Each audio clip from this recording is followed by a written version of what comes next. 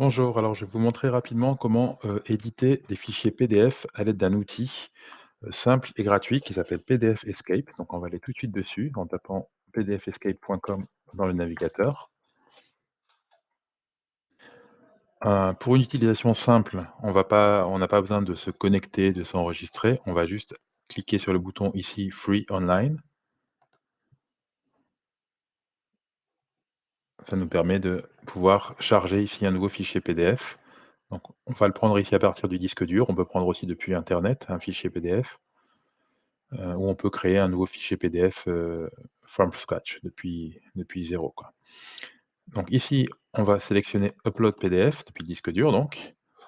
On peut soit faire un drag and drop, donc un glisser-déplacer, depuis un fichier, qu'on a depuis l'explorateur Windows par exemple, ou aller chercher le fichier ici en faisant choisir un fichier. Donc moi je vais faire le drag and drop, donc je vais chercher mon fichier sur l'explorateur qui est dans une autre fenêtre et je le ramène ici dans la zone.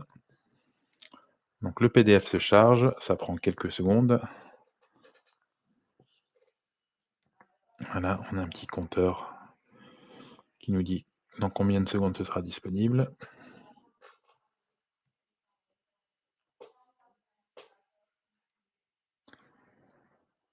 Voilà, donc là on a l'interface qui est en train de se charger. On a ici les pages qui, voilà, qui apparaissent. On a différents menus. On va commencer, alors on ne va pas s'occuper de ces menus-là, on va se concentrer sur ces menus-là. Texte, on peut ajouter du texte en cliquant sur texte.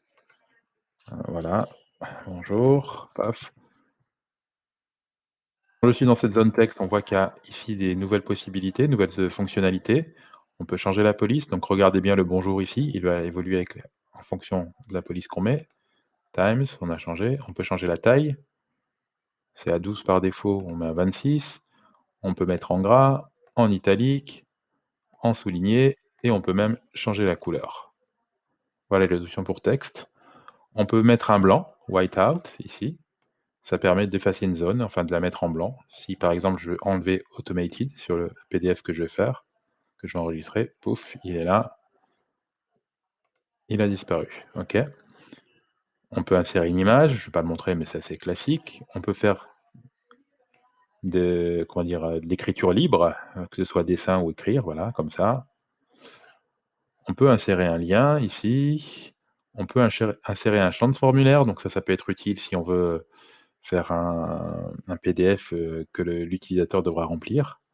En cliquant sur More, on peut avoir de nouvelles fonctions, mettre une ligne, une flèche, donc ça peut être intéressant quand on fait des explications. Pouf. On peut faire un rectangle, un cercle, un petit check. Donc ça, c'est tout ce qui est en insertion. Ensuite, on a un onglet Annoter, où là, on peut mettre des notes, une petite note. On peut faire un highlight, intéressant aussi, si on veut faire un highlight sur, ici, par exemple. Paf, on a fait un petit highlight. On peut barrer, en rouge par défaut, mais en autre couleur, c'est possible aussi. On peut faire un souligné, mettre un rectangle, voilà, faire un insert, celui-là, j'ai jamais essayé, mais on peut faire des choses et ensuite on peut gérer dans le dernier onglet pages, on peut gérer ces pages, soit ajouter des pages en faisant append, on peut supprimer des pages en faisant delete et crop sert à, retailler la taille de la page et on peut enfin faire une rotation à droite ou à gauche de la page. Quand j'ai fini de travailler mon fichier et si vous travaillez assez longtemps sur un fichier, je vous conseille de faire ça régulièrement, toutes les quelques minutes, faire un save document ici. Ça permet de sauvegarder le travail et en cas de crash ou et cetera, on peut récupérer, le travail plus facilement. Ensuite, quand vous avez terminé de vraiment travailler sur le document, là, vous allez faire un save and download PDF, donc qui va vous permettre de télécharger le PDF modifié. Donc là, je vais le mettre en téléchargement, enregistrer.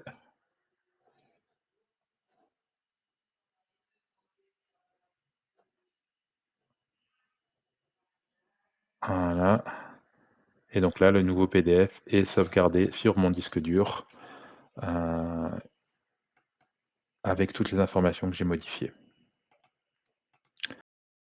J'espère que ça vous a aidé.